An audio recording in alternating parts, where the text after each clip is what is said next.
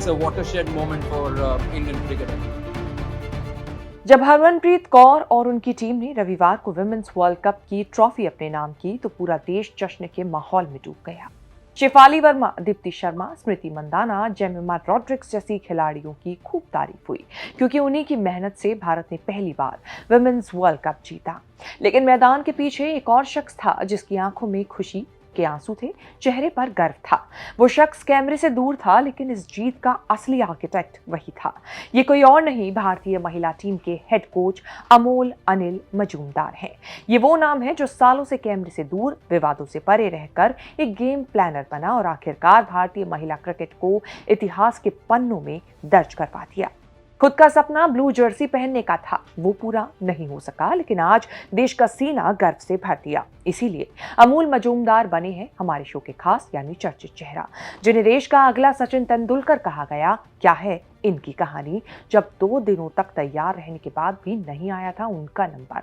देश का अगला सचिन तेंदुलकर कहलाने वाले क्यों रह गए पीछे, क्यों एक बेहतरीन खिलाड़ी होने के बाद भी साइडलाइन हुए और अब 2 दशक बाद देश को वर्ल्ड कप जिताकर बने देश के जीत के असली आर्किटेक्ट। क्या है इनकी कहानी, बताएंगे चर्चित चेहरा के इस एपिसोड में, तो बने रहे वीडियो के आखिर तक। नमस्कार, मैं हूं कीर्ति और आप न्यूज तक पर देख रहे हैं चर्चित चेहरा।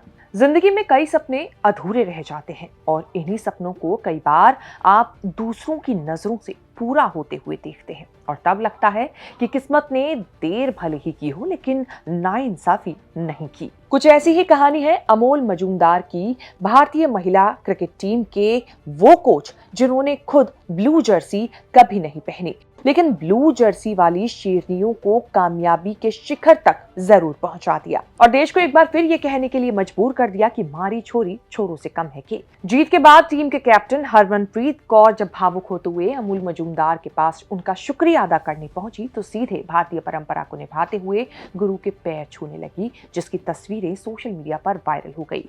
ये गुरु अमोल मजूमदार थे, भले ही जिन्होंने कभी इंटरनेशनल क्रिकेट में पारी ना खेली हो, लेकिन वो भारतीय क्रिकेट के सबसे इंस्पिरेशनल और सफल घरेलू खिलाड़ियों में से एक माने जाते हैं। ये मैं इसीलिए कह पा रही हूँ क्योंकि उनकी कहानी को मैंने आपके सामने लाने से पहले समझा है और पढ़ा है, जाना है। अमोल के करियर का यादगार पल 1988 का वो दिन था जब 13 साल की उम्र में मुंबई के हैरिस शील्ड टूर्नामेंट में खेलने के लिए वो अपनी बारी का इंतजार कर रहे थे। सामने मैदान में उनके ही स्कूल के साथी सचिन तेंदुलकर और विनोद कांबली 664 रनों की साझेदारी खेल रहे थे, इतिहास रच रहे थे। मैच खत्म हुआ, 2 दिन का वक्त खत्म हुआ, लेकिन उनकी बारी नहीं आई। शायद किस्मत ने उसी दिन उनके जीवन की स्क्रिप्ट लिख दी थी और हर बार बारी से कम बस एक कदम वो दूर रह जाते थे। वक्त बीता लेकिन मेहनत जारी रही। फिर आया 1993-94 का रणजी सीजन, जब 19 साल के अमोल मुंबई की तरफ से डेब्यू मैच खेल रहे थे। पिच पर आते ही उन्होंने इतिहास रचा था क्योंकि 260 रन बनाकर भी नॉट आउट रहे और ये दुनिया में डेब्यू पारी का सबसे बड़ा स्कोर था। इसके बाद से ही कहा जाने लगा कि ये लड़का अगला सचिन तेंदुलकर बनेगा, लेकिन ये रास्ता इतना आसान कहाँ होने वाला था। भारतीय टीम में पहले से ही मिडिल ऑर्डर लाइनअप में खेलने वाले तेंदुलकर, द्रविड़, गांगुली और वीवीएस लक्ष्मण जैसे खिलाड़ी भरे पड़े थे। ऐसे में अमोल मजूमदार ने घरेलू क्रिकेट में रनों का पहाड़ खड़ा कर दिया था। 171 मैच, 11,167 रन और 30 शतक, 48 की एवरेज। फिर भी भारतीय टीम की जर्सी उनसे दूर ही रही। अमोल के लिए आज भी लोग कहते हैं कि वो रॉन्ग एरा यानी कि गलत वक्त में पैदा हो गए। 2002 में जब लगने लगा कि शायद अब क्रिकेट का सफर खत्म हो रहा है, तब उनके पिता ने एक बात कही, खेल छोड़ना मत, तेरे अंदर अभी भी क्रिकेट बाकी है। पिता की कही हुई यही बात उनकी लाइफ का टर्निंग पॉइंट साबित हुई।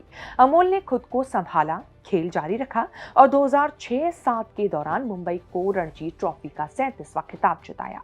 यही नहीं, उन्होंने उसी दौर में एक यंग प्लेयर को मौका दिया। ये यंग खिलाड़ी कोई और नहीं, रोहित शर्मा थे। 2014 में अमोल ने नया रोल अपनाया, कोचिंग का। उन्होंने भारत की अंडर 19 और अंडर 23 टीमों के साथ काम किया। फिर आईपीएल की राजस्थान रॉयल्स की बल्लेबाजी कोच बने।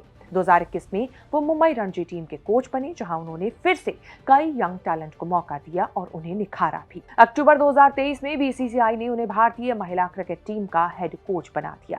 उस वक्त टीम ट्रांजिशन फेज में थी, नए चेहरे, नई चुनौतियां और आत्मविश्वास की कमी थी। इसी पर अमोल ने काम किया और अपनी टीम को कॉन्फिडेंस से भरा। स्मृति मंधाना, जेमिमा रॉड्रिक्स, शेफाली वर्मा, दीप्ति शर्मा और कैप्टन हरमनप्रीत कौर सब ने एक नई एनर्जी के साथ खेलना शुरू किया और फिर आया 2025 का वुमेन्स वनडे वर्ल्ड कप। इसमें भारत की शुरुआत भले ही ठीक नहीं रही, 3 ग्रुप मैच हार गए, लेकिन अमोल मजूमदार शांत रहे। फिर टीम ने सेमीफाइनल के मैच में अपने काम से, अपने खेल से जवाब दिया, जब भारत ने ऑस्ट्रेलिया को हराया। फिर जो फाइनल्स में देश की बेटियों ने किया, बस इतिहास ही रच दिया। जैसे ही आखिरी विकेट गिरा, पूरा स्टेडियम झूम उठा। हरमनप्रीत कौर ने अमोल मजूमदार की तरफ दौड़ लगाई और उनके पैर छू लिए। वो तस्वीर सोशल मीडिया पर खूब वायरल है। अमोल की आंखों में आंसू बह रहे थे।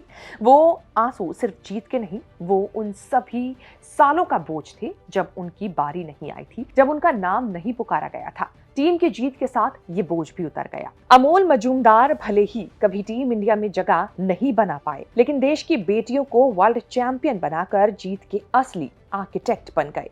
अमोल ने अपने सपनों के दरवाजे बंद होते देखा, लेकिन देश के सपनों को साकार आज 2 दशक बाद जरूर करके दिखा दिया। अमोल मजूमदार आज भी कैमरे से दूर रहते हैं, विवादों से दूर रहते हैं, लेकिन उनकी गेम प्लान ने भारत को एक नया इतिहास लिखने में मदद की और देश की बेटियों को वर्ल्ड चैंपियन बनाया। इसीलिए चर्चित चेहरा में अमोल मजूमदार से जुड़ी ये रिपोर्ट हमने आपके सामने पेश की। उम्मीद है ये रिपोर्ट आपको पसंद आई होगी। इसे लेकर आपकी क्या राय है, हमें कमेंट करके जरूर बताएं और इस तरह की खबरें आगे भी देखने के लिए बने रहें न्यूज़ तक के साथ। It's a watershed moment for Indian cricket.